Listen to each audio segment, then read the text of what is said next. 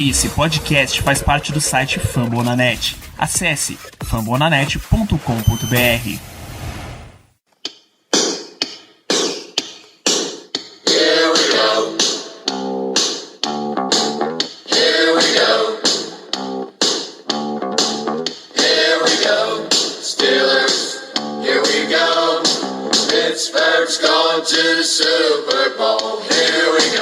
Muito bem, pessoal, estamos começando mais uma edição do Black Yellow Brasil Podcast, episódio de número 192 desse seu programa sobre o Pittsburgh Steelers para todo o Brasil, direto de fambonanet.com.br, do Spotify, iTunes, do Deezer, da Amazon Music ou do seu acendedor de faíscas que alguém resolveu usar lá em Pittsburgh. Eu sou Danilo Batista, seu host, tentando dar uma faísca de esperança de volta para você, torcedor. Voltamos a falar de vitória nesse podcast e, claro, vamos comentar aqui o que aconteceu, ou o que de melhor e pior aconteceu em Pittsburgh Steelers 28, Indianapolis Colts 24, jogo da semana 16, título de divisão. Aconteceu tanta coisa aí nesse fim de semana que a gente tem muito pra comentar e, obviamente, eu não tô sozinho, tem a presença de Germano, Dwayne Haskins Coutinho. Muito boa noite, Germano. Boa noite, Danilo. Bom dia, boa tarde e boa noite a todos os ouvintes. Primeiramente, gostaria de deixar claro que, apesar do meu nome, eu não sou a favor de Dwayne Haskins nos Steelers, então é melhor tirar logo esse cavalinho da chuva, porque eu acho que não vai rolar e não deveria rolar, na minha opinião. Mas enfim, é uma vitória muito bem-vinda, uma vitória sofrida. O primeiro tempo foi, pra variar, horrível do ataque, a gente não conseguia produzir absolutamente nada. Inclusive eu cheguei a pensar que a vaca já tinha deitado, que ela já tinha ido pro brejo, que realmente estava muito difícil contra um time bom, que é o time dos Colts. Não é à toa que também tem 10 vitórias. Mas no segundo tempo, graças a Deus, conseguimos dar a volta por cima. Creio eu que muito diante da nossa paternidade em relação ao Indianapolis Colts. Afinal de contas, são 7 vitórias seguidas nossas contra eles. Então, fiquei feliz, um pouco renovado e here we go, vamos que vamos, campeões de divisão. E agora, se Deus quiser, é descansar todo mundo e pensar na pós-temporada. Muito bem, e uma coisa que eu sei que você, amigo ouvinte, precisa, porque eu, enquanto ouvinte do Black Yellow Brasil, preciso, são as palavras de Ricardo Rezende. Muito boa noite, Ricardo. Seja bem-vindo a mais um episódio. Olá, Danilo. Olá, Germano. Olá, cara amigo ouvinte. Uma satisfação estar aqui de volta, com uma sensação que eu pensei que a gente só iria ter novamente no final de 2021, quando a temporada regular voltasse. Seria uma vitória. A gente conseguiu vencer um jogo mais do que épico dos Steelers contra o extremamente ótimo time do Indianapolis Colts. Conseguimos tirar uma vantagem de 17 pontos no segundo tempo, a maior virada dos Steelers desde 1997. Que fique claro, eu sei que a gente teve viradas de 17 pontos no passado, mais marcante contra o Broncos. O Broncos que foi campeão de Super Bowl 2015, 2016. E a gente conseguiu virar tal qual aquele dia, um jogo que parecia perdido contra o Colts. A diferença é que essa virada começou lá para metade do final do terceiro quarto, então por isso que se considera a maior virada dos Steelers desde 1997, devido ao curto tempo no relógio. Isso é Pittsburgh Steelers.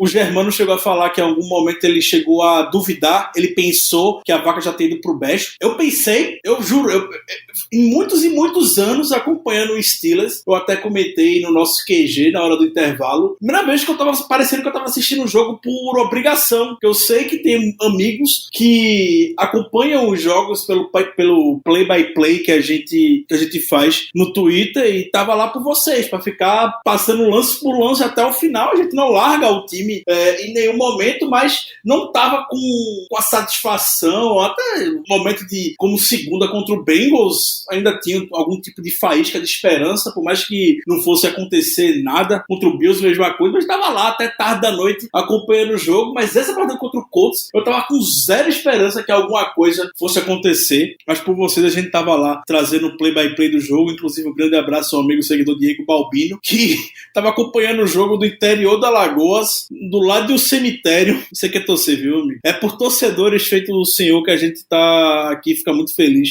de poder fazer esse trabalho e trazer notícias do Steelers para vocês. Então, eu realmente havia largado o time, novamente, pela primeira vez em muitos e muitos anos, o Steelers foi lá e surpreendeu. Nunca pensei que o time fosse capaz de fazer isso, mas é o Pittsburgh Steelers. Surpreende negativamente em algumas semanas, e surpreende muito positivamente em outras. É muito bom torcer por esse time. Obrigado. É isso, um jogo que foi uma montanha-russa. Se a gente vinha falando que a descendente estava tão grande que pareciam duas temporadas diferentes, né? Uma 10-0 e uma que até então estava 1-3. Eu acho que a gente teve uma temporada mística em que uma temporada acabou no intervalo de um jogo e ela recomeça no segundo tempo de outro. Então eu acho que o Steelers tá meio e zero, porque é isso que tá valendo. Mentira, o Steelers tá 1-0. Voltamos a ter alguma vida. Com essa vitória, que eu suspeito que eu não falei o placar, são 28-24, tá? Semana 16. Acho que o primeiro tópico que a gente tem que entrar é exatamente isso, esse mais um jogo de duas metades bem claras, um primeiro tempo completamente, basicamente nulo dos Steelers, em que a gente foi pro intervalo com 21-7 nas costas, foi mais um jogo daqueles em que drive nenhum dá certo, a não ser que caia no seu colo, e como foi que caiu no colo dessa vez? Depois de uma sequência de 3 punts, o Steelers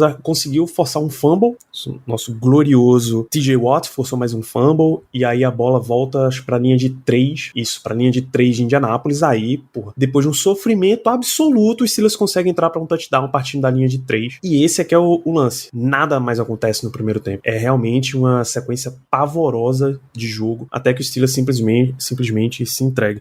Então vamos começar falando desse primeiro tempo, que eu acho que tem, quer dizer, se bem que se a gente começar a falar do primeiro tempo, a gente vai voltar pra exatamente o que a gente vinha fazendo nos últimos programas, que é comentar o absoluto nada que existia naquela equipe. É de novo uma defesa dando oportunidade e um ataque molhando a areia, o castelo de areia que a defesa construiu. Tem alguma coisa que vocês tiram do primeiro tempo do jogo? Você quer saber positiva ou negativa? Tem alguma coisa positiva? Rapaz, positivo é difícil. Positiva? Muito difícil, muito difícil. Assim, tirando o TJ Watt, né, que é o concurso, não tem nenhum que você discutir, um cara que gerou um fumble, um sack fumble, que basicamente nos proporcionou 7 pontos. Afinal de contas, o ataque não iria conseguir anotar um touchdown se não tivesse começado já na linha de basicamente 5 jardas, como foi o caso. Então, tirando o desempenho do TJ Watt e, assim, a defesa como um todo, eu não diria que eles fizeram um mau trabalho, não. Realmente, cederam 21 pontos, foi muita coisa, mas diante da quantidade de vezes que eles tiveram que entrar em campo, diante da inoperância do ataque, eu também não posso culpar muito a defesa, melhor dizendo, pelo desempenho do primeiro tempo, não. Então, acho que de positivo é apenas isso. Realmente é muito difícil a gente falar qualquer coisa diante daquele primeiro tempo horrível que a gente teve. Fora a jogada que era necessária do TJ Watt, a gente conversou na semana passada, Danilo, que o TJ Watt precisava de uma signature play para poder consolidar talvez o prêmio de Defensive Player of the Year. Tava sentindo falta e a gente não tava nem cobrando isso dele, porque já tá tendo uma temporada absurda. É aquilo de você se sobressair, podemos dizer, aquilo de você superar, como você falou na semana passada, os 100% que o TJ Watt já tem. Como é que ele consegue ir além? E aí ele explorou um mismatch, que o Indianapolis Colts sem os tackles titulares nesse jogo, e o TJ Watt soube aproveitar muito bem esse mismatch que tinha a seu favor. Foi lá e forçou o fumble, que deu 7 pontos pra gente, basicamente. O ataque, como o Germano falou, aquela vontade de não entrar, aquelas 3 jardas que é um sufoco, uma luta pra conseguir, mas deu certo, a gente conseguiu, e aí por algum momento do jogo no segundo quarto ainda conseguimos deixar o jogo empatado, mas fora isso, eu realmente não me recordo de lances positivos. Até fiz as anotações, estava revendo o jogo agora de tarde, e só tem coisa negativa no primeiro tempo. Um dia eu gostaria de compartilhar as anotações que eu faço aqui do time, que eu sou preguiçoso, então eu escrevo pouco. Então, uma das anotações, se você permitir compartilhar, Danilo, bem rapidamente, você deixa? Claro, pô, o programa é seu. Uma das anotações que eu procuro fazer um breve resumo, né? Então, uma das anotações aqui que eu botei é: Edmunds burro não intercepta. Real. Que foi naquele lance, uma terceira descida, que o Philip Rivers forçou um passe. Acho que foi o Mike Hilton que impediu a recepção e o Edmonds, por alguma razão, se teletransportou do lado da bola pro outro lado. E aí a bola acabou não sendo interceptada. Se é o Minka Fitzpatrick ali, muito provavelmente a bola seria interceptada, mas o Edmonds, topeirinha, a gente nem pode exigir tanto dele. O menino já tá se superando nessa temporada. Ô, Ricardo, eu acho que para poupar o seu punho, eu acho que você poderia mandar fazer um carimbo com esses dizeres, porque basicamente toda semana tu vai escrever isso aí. Edmonds burro. Bichinho, o menino tá esforçado esse ano. Não vamos soltar a corneta nele, não. O menino tá bom. Já até saiu do zero, rapaz. Pois é. Teve um jogo de 2 interceptações essa temporada.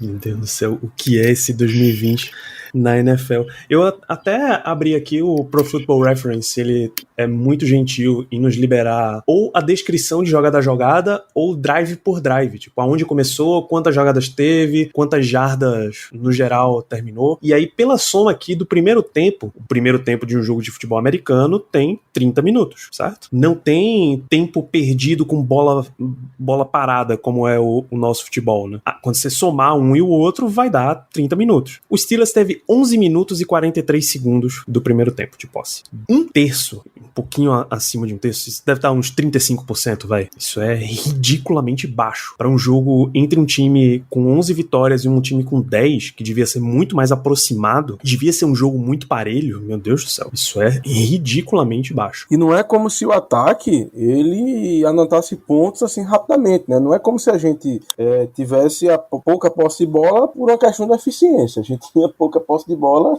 porque o ataque não andava. Essa é a situação. É isso, mano. 3 jogadas, 0 jardas punch, 6 jogadas, 22 jardas punch, 6 jogadas para andar 22 jardas. 3 jogadas, 4 jardas e punch, 3 jogadas, 3 jardas e touchdown, isso é depois do fumble, 3 jogadas, 0 jardas punch, mais 7 jogadas, 28 jardas e punch, 3 jogadas, 41 jardas, final do primeiro tempo. Que esse, inclusive, o primeiro tempo esquisitíssimo, o Steelers foi parando o Colts, tinha toda a chance ali de parar o relógio. Tony Romo tava gritando na cabine, Jim Nantz tava gritando na cabine, bicho, podia pedir um timeout aqui, né? 3 tempos, e Mike Tomlin não pediu nenhum por 50. Tinha mais de 1 minuto no relógio. Tinha. 3 tempos. Meu Deus do céu, Mike Tomlin. Eu quero muito xingar Mike Tomlin por conta disso, quero muito.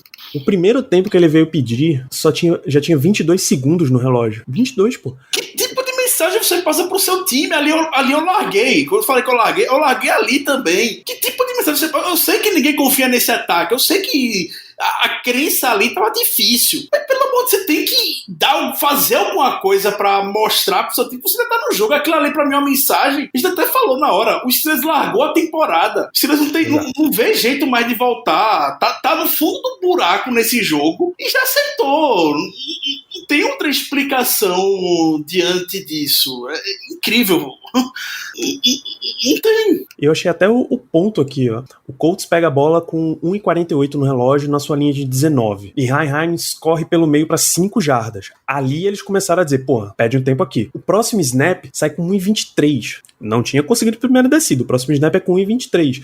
O Romo até explicou, não, porque o Rivers fez que ia chamar rápido.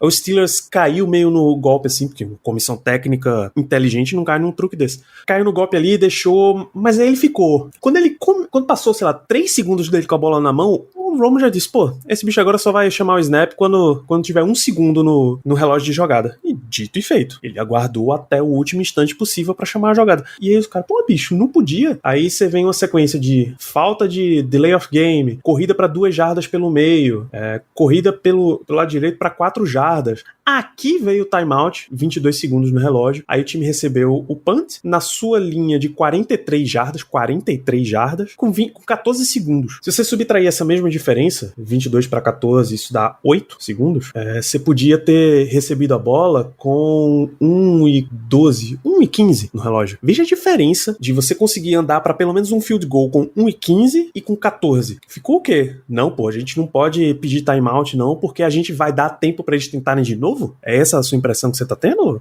E aí, bicho, a resposta é essa que o Ricardo deu. Parecia que acabou a temporada ali e não precisa mais fazer mais nada, porque não tem mais o que fazer. Vamos só levar esse jogo até o fim e tal. Aí vem o intervalo. Tem muitas notícias aí, Ricardo, de que não foi um vestiário muito tranquilo, né? De fato, os relatos dão conta que não é que tenha sido um clima pesado, o clima naturalmente, na verdade, poderia estar pesado pelo desempenho pífio do time, mas que Ben Roethlisberger e Marquise Pouncey chamaram a responsa ali no meio e mandaram a galera criar vergonha na cara e se divertir dentro de campo. Ben Roethlisberger falou isso, o Juju falou isso também depois do jogo pra ESPN. Ben Roethlisberger logo depois da partida também falou isso, mesma coisa pra Tracy Wolfson, falando, eu só mandei os caras se divertirem no segundo tempo.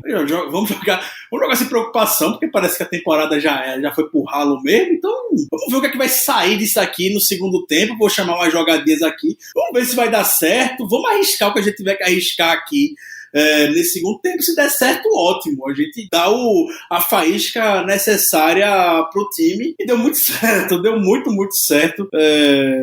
Big plays, finalmente passes passes que andam mais do que 10 jardas, que encaixaram. Quem diria que iria encaixar, né? Parece que só a comissão técnica dos Steelers pensou que isso não fosse dar certo. Encaixou muito bem e pronto, sem inventar muita roda, como a gente falou na semana passada. Bicho, o melhor comentário que eu recebi acerca dessa fase do jogo, de quando o Steelers volta, é que, cara, é uma pena que a gente só esteja vendo o Romo, quer dizer, a gente só tem acesso ao áudio do Tony Romo, porque esse bicho deve estar agarrando na cadeira, dando pulinho assim na cabine, porque ele deve estar muito feliz, porque ele passou, quando você assiste um jogo com os comentários de Tony Romo, na verdade, qualquer transmissão que se preze na NFL, ela começa no comecinho ela tem um quadro ali, ou apresentando as unidades, ou ela vai dar os segredos da vitória, o que é que tal time precisa fazer pra andar. E Tony Romo, ele chama o Romo Report, ele divide quando o primeiro time tá no ataque, ele mostra o ataque e a outra defesa, depois, na campanha seguinte, ele vira. E o ataque do Steelers, eles vão ser físicos, mas ele parou para acrescentar, não, eu preciso acrescentar aqui que tem que começar a jogar um pouquinho mais fundo também, senão você não vai conseguir, você precisa reajustar o seu jogo, começa a fazer umas coisas diferentes, começa a jogar mais bola funda, tenta puxar algum jogo corrido, você muda a mentalidade da outra defesa, quando eles tentarem ajustar pro seu ajuste, você volta pro que você tá acostumado a fazer, e aí você tem menos chances disso rolar. Então ele passou, bicho, o primeiro tempo inteiro, metade do segundo tempo falando, até que entrou aquela bola pra Deontay Johnson. Aí, tá vendo o que eu tô falando? Agora preste atenção. Começa a abrir mais o jogo. Daqui a pouco, aquele passezinho curto vai entrar. Dito e feito, rota cruzada curta com Eric Ebron, e ele consegue um avanço enorme porque a defesa do Colts já estava posicionada mais atrás, tentando cuidar da bola longa. Então, o jogo virou completamente. Germano, a quem você... Tem muita pergunta sobre quem é que orquestrou essa mudança. Se é Mike Tomlin, se é Matt Canada, se é Big Ben. Obviamente ninguém espera que seja Randy Fitchner. Na sua opinião, quem é que é o maestro disso daí?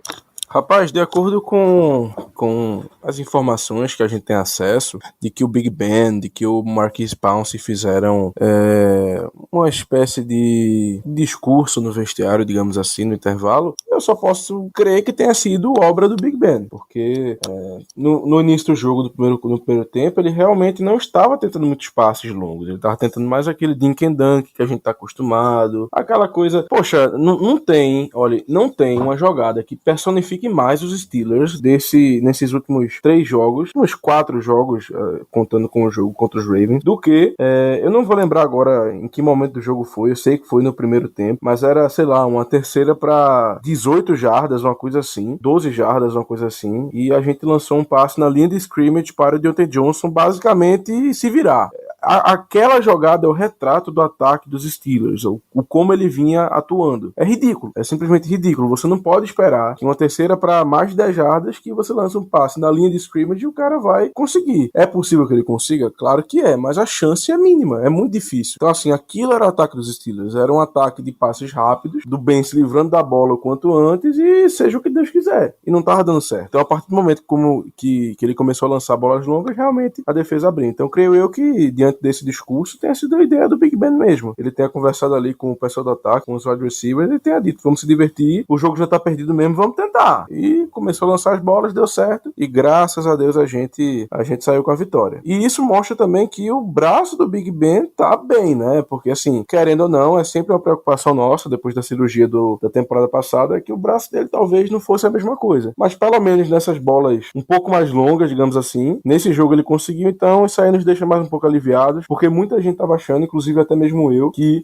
um dos motivos dessa abundância de passe curto seria pelo fato do braço do Big Ben não ser mais o mesmo, dele não conseguir mais ter a precisão de antigamente nos passes longos. Então eu acho que ele calou alguns críticos quanto a isso nesse jogo. Não foram, vamos dizer assim, passes absurdamente longos, mas deram demais pro gasto. Então se ele continuar assim, se o nosso ataque continuar desempenhando feito ele desempenhou no segundo tempo, creio eu que as nossas chances na pós-temporada aumentam exponencialmente. E esse ponto vai ser o grande alvo de perguntas do podcast, o que o pessoal mais quer que seja discorrido hoje, provavelmente. Tá surgindo muita história já agora de tarde pelas redes sociais, ou algumas entrevistas de jogadores do Steelers. O Eric Ebron falou ontem, o Big Ben estava desenhando as jogadas ontem no segundo tempo e tudo mais. Eu creio que não há dúvidas com relação a isso, que a participação do Randy Fichtner no segundo tempo foi baixa, foi mínima.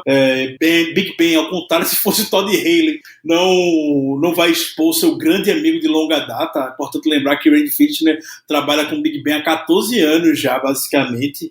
Big Ben não foi... Randy Fichtner é o quarterback coach que o Big Ben mais teve junto, então os dois eles são próximos, os dois são amigos. O Big Ben não vai jogar, como os americanos falam, o Randy Fichtner embaixo do ônibus, ao contrário do Todd Haley, que era um bosta para Big Ben e fez o que quis, pintou e bordou em cima do Todd Haley. E dito isto, no final do jogo ontem, na entrevista após o jogo, o Ben Roethlisberger ele falou dois nomes curiosos que se envolveram no segundo tempo. Um que a gente já meio que espera e o outro bem curioso mesmo, bem surpresa, ou não tanto surpresa assim, porque é a segunda vez que a gente ouve falar do envolvimento dele no meio do jogo. O primeiro é o Matt Canada, e os relatos de jornalistas que estavam no Heinz Field no jogo dão conta que Matt Canada estava muito mais comunicativo no segundo tempo do que no primeiro, estava muito mais próximo da sideline no segundo tempo do que no primeiro, obviamente conversando, tendo envolvimento muito maior, provavelmente no plano de jogo, nosso QB coach Matt Canada. E o outro é o que o Big Ben citou, isso não foi fonte nem nada, foi o próprio Big Ben que falou, o Josh Dobbs, o quarterback número 3 da equipe. O Big Ben já tinha falado que o Josh Dobbs no jogo contra o Browns nessa temporada, na primeira partida, chamou o touchdown, que foi do James Washington, algo que o Josh Dobbs identificou durante o jogo, e o Josh Dobbs também deu uma contribuição, segundo o Ben Roethlisberger, pro segundo tempo de ontem. Só curiosidade mesmo, para ver o peso que o Dobbs tem pro Big Ben, é uma opinião que ele leva bastante em consideração. Josh Dobbs pode não ser, de fato, o cara técnico dos melhores do mundo, mas em termos de jogo, é um cara bastante inteligente, e eu acredito que ele deve ter diagnosticado muito bem alguns mismatches. Foi o que a gente aproveitou, a gente viu o Claypool numa campanha só com passes pro Claypool, e provavelmente o Dobbs pode ter diagnosticado esse mismatch, estava man-to-man, era 1 contra 1, e o Claypool tinha vantagem física talvez muito maior do que parecia vendo o jogo ao vivo pro Big Ben, ou até algum coordenador ofensivo. Enfim, o Josh Dobbs fala a língua do Big Ben, querendo ou não, jogador para jogador, então é um nome bem curioso sobre a partida de ontem, que não está repercutindo muito. Inclusive, eu defendo o fato do Joshua Dobbs ser o quarterback número 2. E eu vou explicar o porquê. Eu acredito que, caso o Big Ben tenha uma lesão ou precise sair do jogo por alguma razão, eu prefiro muito mais o Joshua Dobbs em campo do que o Mason Rudolph. Até pela questão de que o Joshua Dobbs tem o jogo terrestre no arsenal dele, coisa que o Mason Rudolph não tem. Então, é uma coisa que eu já venho pensando há um certo tempo, ainda mais com outras equipes se utilizando de coisas parecidas, até mesmo como o Indianapolis Colts, que tem o Philip Rivers como quarterback número 1 titular, mas ainda assim eles utilizam o Brissett como um gadget player, vamos dizer assim, para alguns lances específicos. O maior exemplo, claro, é o Taysom Hill lá em New Orleans, mas aí é uma coisa que foge à regra. Taysom Hill realmente é extremamente utilizado, mas, enfim, só queria deixar registrado que realmente eu defendo o Joshua Dobbs como quarterback número 2, até mesmo por essas situações. Eu creio que ele traz algo diferente pro time, que é a possibilidade de um jogo terrestre do quarterback. Aliás, Ricardo falou de um drive com um monte de jogadas em sequência para Chase Claypool, e essa é uma impressão que eu fiquei dessa sequência negativa, assim, que os Steelers, quando você tá em baixa, você tenta simplificar seu jogo, voltar meio pras raízes, né? Aí os Steelers tentavam uma parada, sei lá, tentavam um passe pra Deontay Johnson. Porra, o primeiro deu certo, o segundo não deu. Puta, Deontay Johnson, risca aqui, porque não dá não. Deixa eu ver Claypool. Aí tentava uma pra Claypool, pô, não deu certo. Risca, também não tá dando. Juju, não vai rolar também. Uma corrida no... Puta, Ben Snell não dá agora. E aí o time, de repente, se via, puta, gastamos todas as opções, e agora, o que é que a gente faz?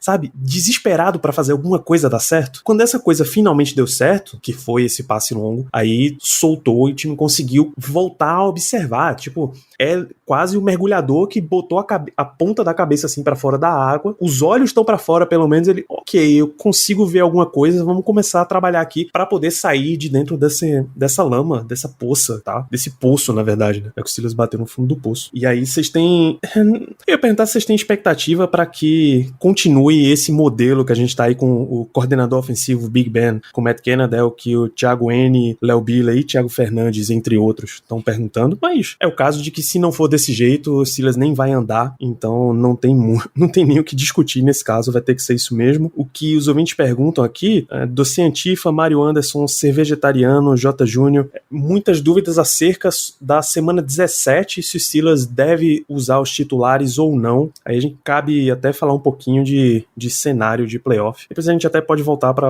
a situação do time mesmo. O Steelers está entre as seeds 2 e 3, tudo depende do que vai acontecer com o Bills nessa e na próxima semana, e com o Steelers, claro. Se ele quiser a seed 2, ele tem que ganhar do Browns e aí torcer para que o Bills perca as duas. Se eles empatarem com a mesma campanha, Buffalo tem o desempate por confronto direto. Vocês poupam o time na semana 17? Alguém acha que não vai rolar isso, que o Steelers vai vir com força máxima tentando essa seed 2 depois do que foi essa temporada inteira? Germano? Não, eu pouparia sem pensar duas vezes. O time até agora não teve uma bye week de respeito, uma bye week de verdade, digamos assim. Estamos lidando com inúmeras lesões, então, na minha visão, não há porquê a gente ir com os titulares. Também pelo fato de que, primeiro, a segunda colocação, o second seed, ele não tem mais a bye week, né? Afinal de contas, com a expansão dos times nos playoffs, apenas o primeiro lugar tem esse privilégio, que já é o Kansas City Chiefs, já tá garantido. E também pelo fato de que, pelo menos na Pensilvânia, não tem mais torcida. Então, assim, ok, tem a questão da viagem, que facilita bastante você ficar na cidade para jogar, mas até mesmo o fator da torcida é anulado diante dessa situação do corona. Então, em minha opinião, não há razão pra gente ir com os titulares, e sim, nós deveríamos ir com os reservas para termos o grandíssimo jogo Mason Rudolph contra Myles Garrett 2.0. Na verdade, o único jogador que eu faria questão de ver em campo seria o TJ Watt, mas apenas para ele conseguir um saquezinho, uma besteira assim, e consolidar o prêmio de jogador defensivo do ano. Acho que a única coisa que eu gostaria de ver acontecer seria isso, mas caso ele não jogue, eu acho até mais prudente, afinal de contas, o que vale no final é ter o time o mais saudável possível para a pós-temporada. Deixa pra ser aquele jogador de pressão de terceira descida, saca? Entrar aqueles 11 snaps feito invento de botar o Oladeni, essa turminha aí. Exatamente. Eu tô do lado do Germano, sem a menor dúvida. Não tem pra que arriscar. Esse time tá muito cansado. Não teve bye week esse ano, basicamente. Eu pouparia, sem nem pensar duas vezes, independente do resultado de Buffalo Bills e New England Patriots hoje pela noite. Eu lembro, naquela fatídica temporada de 2017 e 2018, o Steelers chegou na última semana contra o Browns com chances de ser o seed 1 se por algum milagre divino o Patriots perdesse. Provavelmente era pro Dolphins, sempre encerra a temporada contra o Dolphins e o Patriots, provavelmente contra o Dolphins alguns anos atrás, e isso não foi motivo para garantir a seed 1 da AFC para o Steelers arriscar os titulares. A gente foi com Landry Jones naquele dia. De Landry Jones. Touchdown de Darius Heyward-Bey, tudo mais, enfim. E a gente venceu aquele jogo que sacramentou o 0-16 do Cleveland Browns naquele ano. Então, se Mike Tomlin não arriscou os titulares com a chance de conseguir uma seed 1 da AFC, por algum milagre do Buffalo Bills do New England Patriots perder, não acho que vai ser esse ano que ele vai arriscar por uma seed 2. Não acho. Isso é 2018, né? Desculpa, 2017, né? 2017, 2018. Os Steelers e Patriots terminaram com 13-3 naquele ano. É isso, não. Temporada 2017. Aí o Steelers fica 18-19 sem playoff. Estamos em 20. 31 de dezembro de 2017. Tinha muito que ter dado folga pra jogador mesmo, pô. Pelo amor de Deus. Vai botar os caras em campo no ano novo pra jogar com o Browns. Já classifica, né? Para, bicho. Tá certo. Também tô extremamente 100% com vocês. Não tem pra que motivo absolutamente nenhum o Steelers classificar. Ainda mais que todo um espectro de adversários fora Kansas City Chiefs e Buffalo Bills estão disponíveis pro Steelers pegar. Já tem aquela máxima de que playoff você não escolhe seu adversário. Você só enfrenta o que vier e pronto. O máximo que você escolhe é, às vezes, se você vai jogar em casa ou não. E aí, dependendo do chaveamento, quando você tem a oportunidade de fazer um esforço extra pra buscar uma posição melhor. Mas no caso dos Steelers, o descanso vale imensamente mais. Não tem a menor dúvida. Por exemplo, Robert Spillane já deve estar disponível para voltar na semana 17. Não tem o menor motivo para os Steelers botarem em campo. Não tem absolutamente motivo nenhum para botar em campo, então vai no descanso mesmo e vemos os titulares de novo na rodada de wildcard. E por fim, o que a gente ainda tem pra falar dessa semana 16 é uma pergunta até recorrente, eu tô buscando a lista exatamente de quem falou disso. Esse comeback, vocês acham que é a faísca que o time precisava pra pelo menos voltar pro trilho e voltar a ser um time de futebol americano e não alguém que aparece lá vestindo a camisa dos Steelers? Sim, é exatamente o que a gente precisava. O ataque perceber que ele consegue anotar pontos, porque nos últimos jogos o desempenho estava sendo pífio, né? Tava sendo um pior que o outro, por incrível que pareça. Então, concordo, eu acho sim que foi um estopim, vamos dizer assim, uma faísca, para que a gente consiga de agora em diante ter um desempenho melhor. Se a gente vai conseguir ou não, aí só nos jogos pra gente ter a certeza, mas nos dá com certeza um fio de esperança de que o ataque não vai ter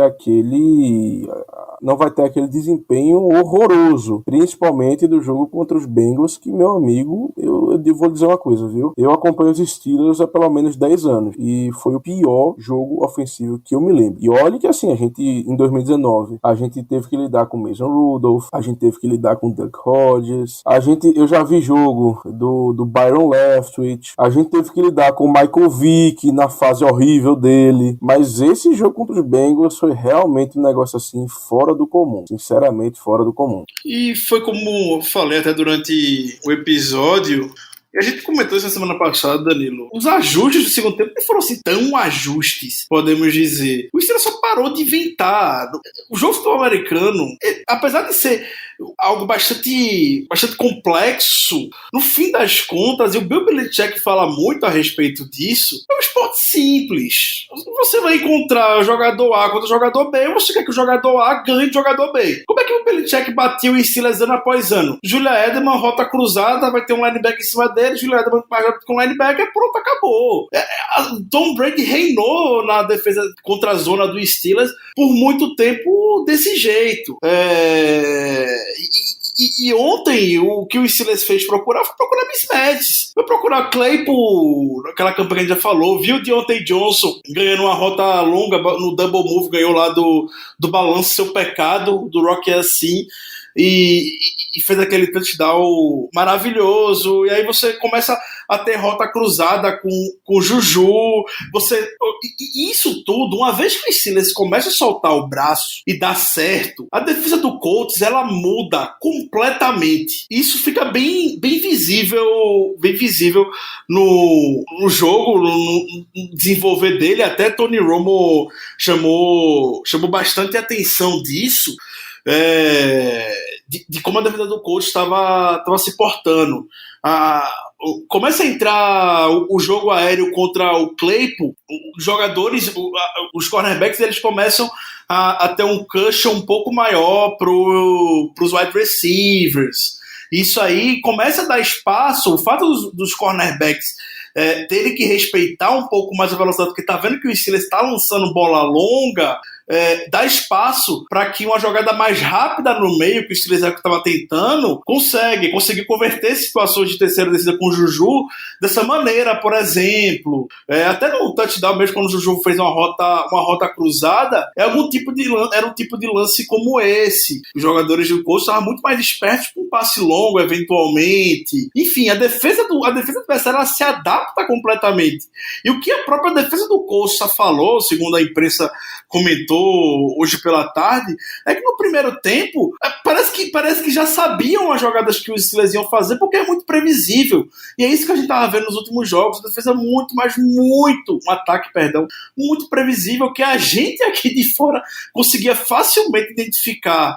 E uma vez que trouxe o grande componente de um passe intermediário para um passe longo, a defesa já tem que se ajustar completamente, e isso abre muito mais o playbook do ofensivo do Steelers. O estilo do jogo do Steelers pode começar a entrar, e foi assim que a gente viu na temporada. Isso não foi um jogo que o jogo terrestre entrou. O Steelers ganhou essa partida com o jogo terrestre pífio, com menos de 20 jardas terrestres, com Big Ben lançando 49 passes, do mesmo jeito que foi as derrotas para Bengals, para Bills, para o Washington Football Team, e que igual foram as vitórias, com o Big Ben lançando 50 passes, 55 passes. Nesse jogo foram 49. A única diferença foi que o Steelers começou a soltar o braço.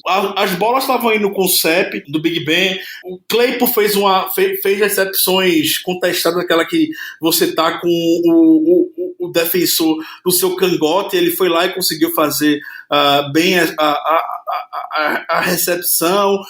O Deontay Johnson sempre livre. O Deontay Johnson é muito liso, consegue encontrar o espaço. Juju ali saindo no slot, com rodas cruzando pelo meio da defesa, atacando a zona do Colts. Enfim, não é nada que a gente não tenha visto nessa temporada. Foi assim que a gente conseguiu 11 vitórias, foi assim que a gente venceu adversários que estão indo para os playoffs, como o Browns, o Titans, o Ravens, e virou a partida contra o Colts. Então, não teve nada de fora do comum, nada fora da caixinha que o Steelers não tenha feito essa temporada. Só o fato de você lançar a bola, e o Germano falou muito bem esse lance do Deontay Johnson. Foi um dos lances que eu anotei aqui de lances negativos, porque era uma terceira, também não lembro agora se era terceira para 10, para 12, o Germano falou no lance negativo. A bola chega pro Deontay Johnson atrás da linha de scrimmage. Como é que você vai conseguir um first down nesse sentido? Não vai dar. Então, você arriscar e conseguir ter essas jogadas mais longas é a maneira como o time teve ritmo na temporada também e tudo mais. Alguns momentos a gente até falou. É um estilo de jogo muito arriscado, porque você está sujeito a ter muito three and out, ou você tem campanhas muito rápidas. A gente viu o Steelers ontem com 2 touchdowns em menos de 3 minutos, ou menos de 3 minutos e meio. A CBS até destacou isso, porque foram campanhas extremamente velozes, porque o time conseguiu encontrar esse ritmo dentro de campo. Então, era invenção o que estavam fazendo nas últimas semanas. Randy Fichtner claramente não sabe o que fazer. Randy Fichtner não sabe identificar um padrão do jogo dos Steelers. Randy Fichtner não sabe dar uma cara pro ataque dos Steelers. Então a gente vai estar sujeito ao que aconteceu nessas últimas semanas, a sequência de 4 jogos entre a pior na história dos Steelers. Essa situação de 2 touchdowns bem rápidos, assim, é o claro retrato de que foi uma faísca, foi um time descobrindo o que ele consegue fazer e tal. Isso é um punt que o Steelers recebe com 3:23 no relógio. E aí, uma bola, passe fundo, 39 jardas de Deontay Johnson, touchdown. A bola volta pro Colts, a defesa vendo um ataque ali que fez um negócio diferente, acordou, força um 3 and out, punt de novo, o Steelers recebe com 1:43 e aí consegue um touchdown com 1, 2, 3, 4, 5, 6, 7 jogadas. Um first down e depois mais 2 first downs, na verdade, e mais um touchdown. Então, é isso que acontece, cara. Quando a defesa dos Steelers, a gente citou em todos os programas, sempre teve lá, sempre teve dando condições pro ataque render, e de repente, o ataque resolveu concretizar essas chances. Era o que tava faltando. Só citar aqui que quem perguntou aí sobre comeback, faísca e tal, Alexandre Dinés, o Aquiles Lincoln, o Hodson Alexandre, muito obrigado pelas perguntas de vocês. Eu acho que o Germano é do meu time nesse sentido, que eu sei que tem algumas pessoas que não gostam de falar sobre isso. Mas eu sou fã do que a gente fala de momento. O momento da partida. Parece que quando o Steelers ficou 24-14, acho que nem tava, né? Teve um sack do Stephen Tuitt, que o time parece que acordou um pouco naquele momento. Não lembro se estava 24-7, então 24-14. Mas quando você tá com o momento do jogo, meu amigo, parece que o outro lado, o outro time entra em choque também. Eu fiquei chocado quando eu vi essa informação hoje. O Indianapolis Colts, quando estava ganhando de 24-7, o Colts estava ganhando de 24-7 ainda. Eu não vou ter 100% de certeza dessa informação, não, se isso está certo, mas a sensação que passa foi até essa também. Mas quando o jogo estava 24-7, o Colts só correu 2 vezes no jogo, e o jogo terrestre do Colts estava encaixando. É bizarro isso. Quando o momento do jogo virou, o Colts entrou em desespero, parece. A comissão técnica do Colts entra em parafuso. O outro time, não só o Colts, mas qualquer outro time parece que entra em desespero quando o momento do jogo está do seu lado. Só um registro, Ricardo, você está completamente certo. É uma com o Jonathan Taylor para 1 jarda e uma com o Hines para 10 jardas. Incrível pane que só o momento do jogo ter virado, que o time da Indianapolis Colts, que correu bem no primeiro tempo, tem uma OL boa, ali no meio da OL, tem um dos melhores interiores de OL, com o Ryan Kelly e o Quentin Nelson, tem 2 running backs extremamente competentes, no Naheem Hines e no Jonathan Taylor. O jogo terrestre que encaixou no primeiro tempo e o time largou quando estava ganhando de 24-7. Incrível. O time entrou em choque. É engraçado porque eu ia destacar também exatamente isso. Eu, conversando com um colega meu que torce pro Colts, ele tava me falando justamente isso, que ele tava puto com o coaching staff de lá, porque no segundo tempo eles simplesmente abandonaram o jogo terrestre. E era um jogo terrestre que tava funcionando. O Jonathan Taylor meu amigo, ele é um bezerrinho, é impressionante. Ele é muito forte, ele é igual ao J.K. Dobbins, no sentido de que ele não cai pra trás. É impressionante, você pode até chegar nele, mas pelo menos umas 2 jardas ele vai arrastar de você. Chegava a dar raiva isso, mas é impressionante. Big tempo... Ten Football. Foi? Big Ten Football. Running backs da Big Ten. Jonathan Taylor, J.K. Dobbins são da Big Ten. Ah, sim. Por um momento eu entendi Big Dan, de Dan McCullers. Eu tava aqui tentando entender, mas... Meu amor, é a saudade, né, Germano? É a saudade, compreensível. É a saudade. Mas enfim, voltando. E foi justamente isso, eles correram muito pouco com a bola no segundo tempo. Um negócio impressionante, realmente, assim, nada explica.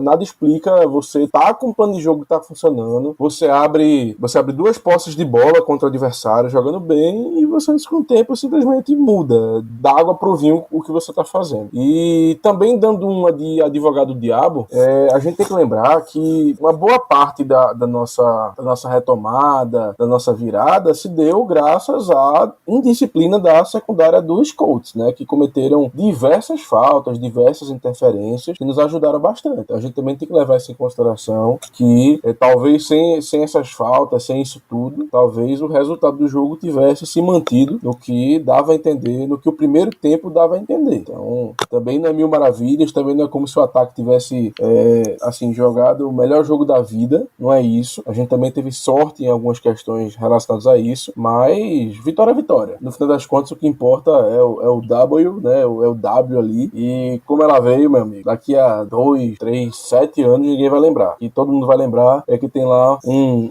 W de win, um V de vitória ao lado da equipe nesse jogo. Faltas pra mim mais uma questão de momento. Colts em choque. Comissão técnica, jogador de defesa afobado, precisar fazer jogada, tudo mais pra parar. Momento. Eu sou apaixonado por esse stat que não existe. Momento é tudo pra mim no futebol americano. No final das contas, o esporte tem muito fator psicológico que aí vence, né?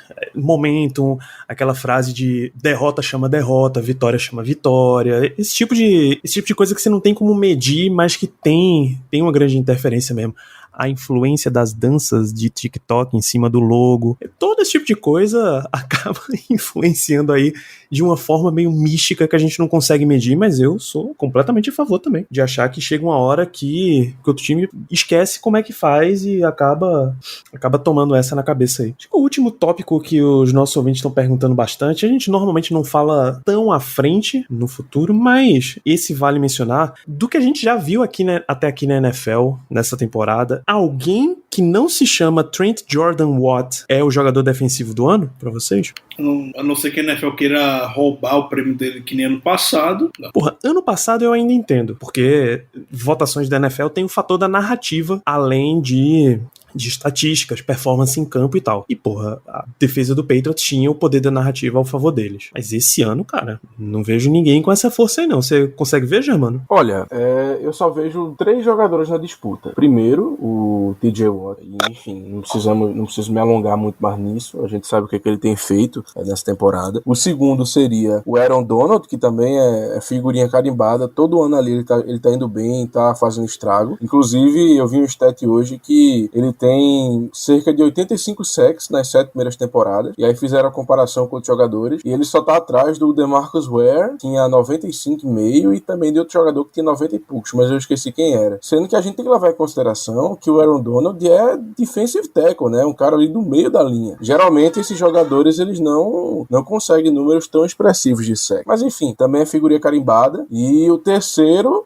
seria, na minha opinião, o Xavier Howard, do Miami Dolphins, que tá com incríveis 9 interceptações da temporada. Eu até me assustei com isso. Falei, pô, o cara tá com 9 interceptações, que é a defesa de Miami, meu amigo, todo jogo parece que consegue um turnover. 1 ou 2. É um negócio impressionante. Então, na minha visão, são esses 3. Mas eu acho que pelo conjunto da obra, pelo fato dos Steelers estarem com a campanha melhor que as outras duas equipes, pelo fato do TJ Watt já ter sido, vamos dizer assim, finalista ano passado, honestamente, na minha opinião, ele merecia sim ano passado ter ganho o Defensive Player of the Year.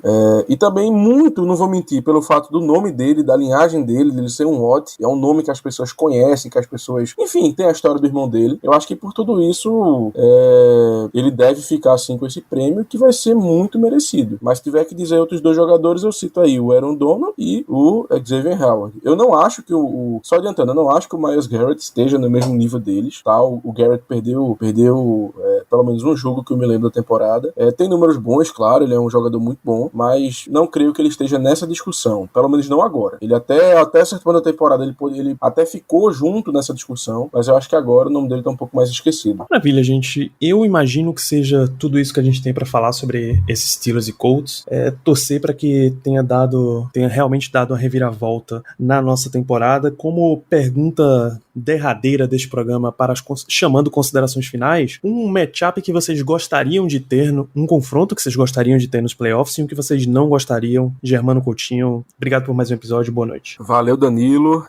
Respondendo a pergunta, um confronto que eu gostaria de ter seria contra o Cleveland Browns. Eu vou explicar o porquê. Dentre todos os times que a gente pode enfrentar, eu acho que o Cleveland seria o melhor matchup pra gente. Apesar deles terem realmente um jogo terrestre muito bom, eu acho que o jogo que, assim, eu sinto mais medo em enfrentar o Derrick Henry, do Tennessee. Querendo ou não, eu também fico mais receoso por enfrentar o Lamar Jackson em companhia dos Ravens. Eu acho que esses dois times têm uma capacidade maior de nos dar problema. Então, honestamente, eu nem sei se existe alguma possibilidade da gente enfrentar o Miami Dolphins, tá? Não sei, mas aquela defesa também me assusta um pouco. Uma defesa que causa muitos turnovers. A gente sabe que o nosso ataque, sofrendo turnover, tendo problemas assim, fica difícil dele engrenar, fica difícil dele assim, pegar. Então, diante de tudo isso, eu diria eu que o melhor confronto, na minha opinião, seria o Cleveland Browns. E o pior confronto pra mim, eu teria que dizer o Tennessee Titans. Eu acho que o Titans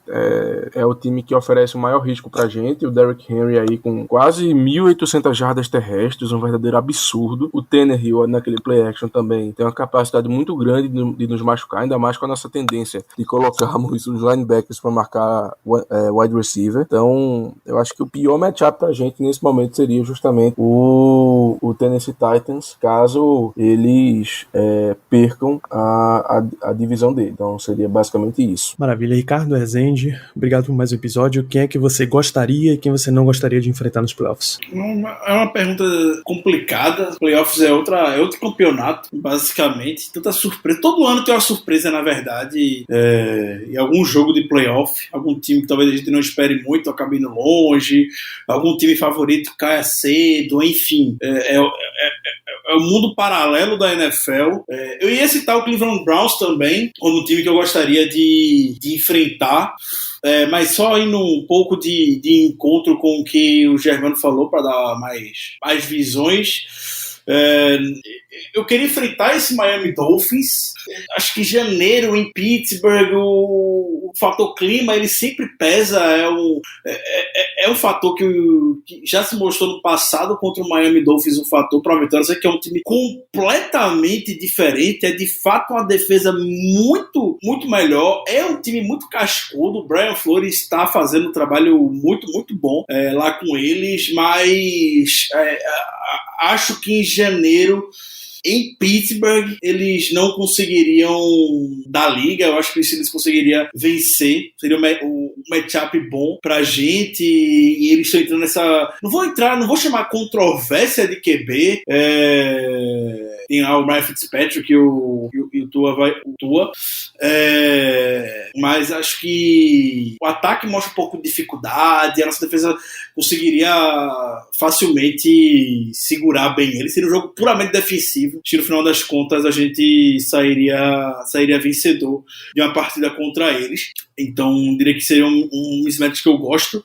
E um que eu não quero enfrentar é o Baltimore Ravens.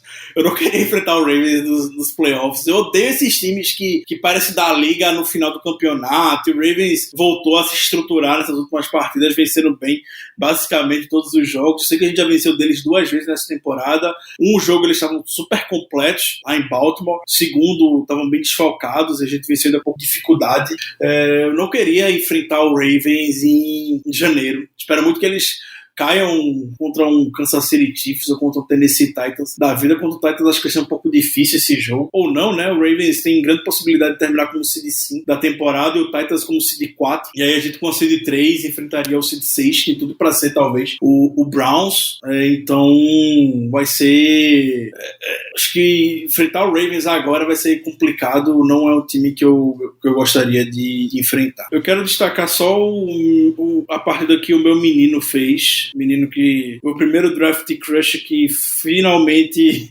saiu pro Steelers, a partida que o Alex Highsmith fez, principalmente no quarto. Ele foi...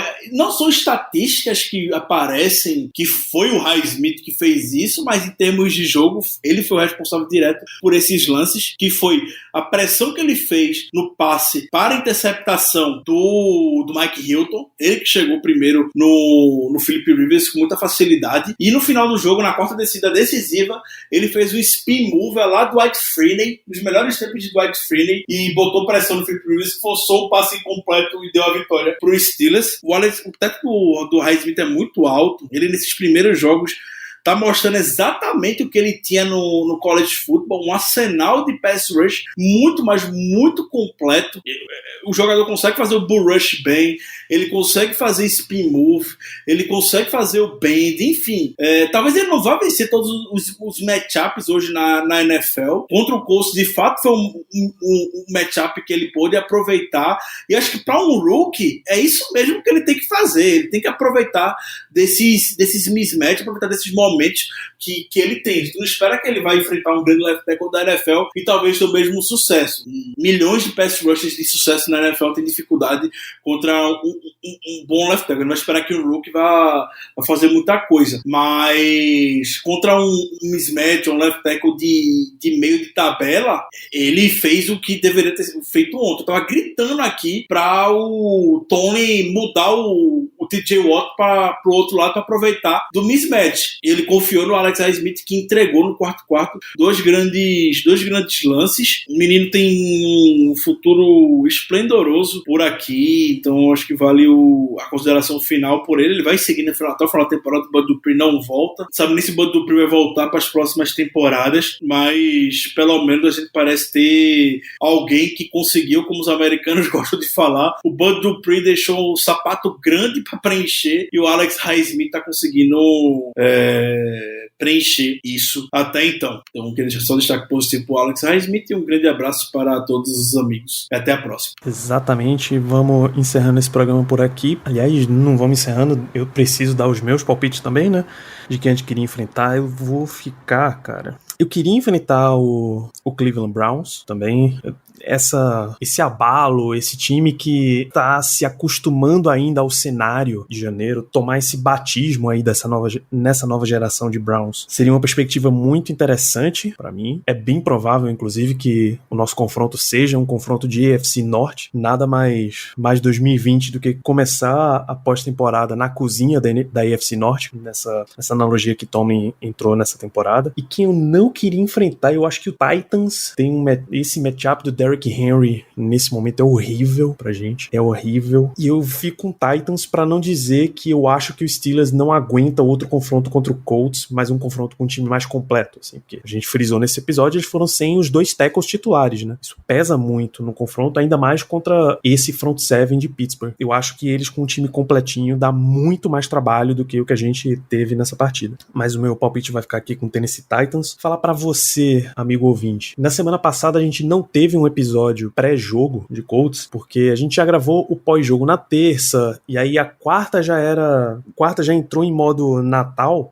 aconteceu muita coisa, e a gente ficou sem episódio. Já vou avisar de antemão pra você que na semana não teremos um episódio de pré-jogo, pra semana 17 aí contra o Browns. Semana de ano novo, descansa, o Steelers deve muito provavelmente jogar com os seus reservas, então a turma do terrão tá em campo, a gente não precisa fazer um pré-jogo pra isso. A gente volta na semana que vem, pelo menos o Black Yellow Brasil Podcast volta na semana que vem, o que significa que já voltaremos em 2021, então fica aqui essa mensagem de Feliz Ano Novo para todos vocês. A gente tá ainda dia 28 de dezembro, mas já vale deixar essa mensagem, né? Feliz Ano Novo, muita paz, mesmo que o Steelers tente deixar você fora da paz, tente manter em paz. 2020 já trouxe muita coisa zoada nas vidas de todo mundo, a gente não precisa que o esporte também seja mais um fator para abalar as nossas vidas. Então nos vemos na semana que vem com mais um programa. Continua acompanhando e seguindo a gente em @BlackYellowBR por toda a internet. Um grande abraço para todos vocês, feliz ano novo e até semana que vem.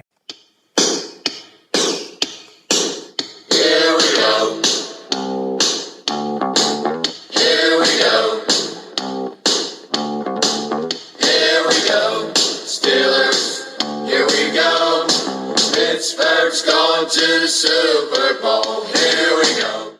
What's up, y'all? This is Drewski, here to talk about Prize Picks. Prize Picks is the best place to win real money while watching football. The app is real simple to use. Pick 2 or more players and pick more or less on their projection. Prize Picks puts their members first. All withdrawals are fast, safe, and secure. When my lineup hits, I can get my money in less than 15 minutes. Prize Picks invented the Flex Play. On Prize Picks, you can mix and match players on different sports, which means you can still cash out even if your lineup isn't perfect. You can double your money even if one of your picks doesn't hit. Prize Picks is the only daily fantasy app with injury insurance. If one of your players go down in the first half, Prize Pick does not count it as a loss. Right now, Prize Picks will give you $50 instantly when you play your first $5 lineup. You don't even need to win to receive the $50 bonus. It's guaranteed. Just download the Prize Picks app and use code GOAL. That's code GOAL on Prize Picks to get $50 instantly when you play a $5 lineup. Prize Picks, run your game. Must be present in certain states. Visit prizepicks.com for restrictions and details.